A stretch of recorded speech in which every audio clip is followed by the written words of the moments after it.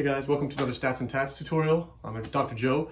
Today we're going to talk about a normal distribution. What is a normal distribution, right? So if you think of what the normal distribution looks like, you've got your typical bell curve, right? And you're pretty familiar with it, I would imagine.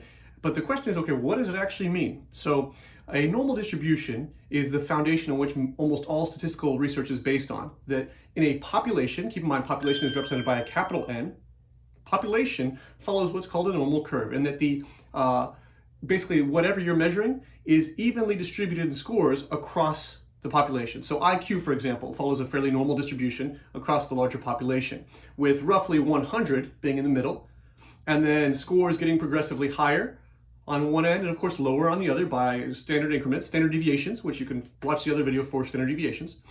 And the thing about bell curves, if a curve is perfectly normal, it's going to have three specific qualities.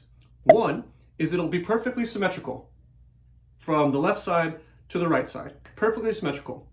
Two is that the mean, median, and mode will all fall in the center of the distribution, right? So perfectly in the center, all three, median, median, and mode, are the same, okay, which is uncommon. We'll talk about other curves later on, and you'll see why that's such an interesting factor.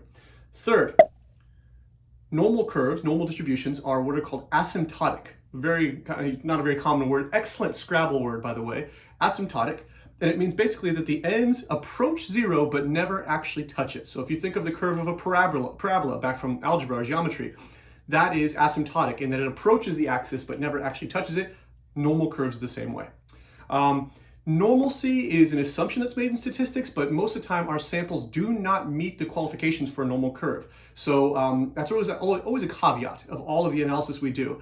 But quite simply, that's what a normal distribution looks like. And check my other videos for more about measures of central tendency, median, median, and mode, as well as what it means to be normal and other curves that are available in our stats research.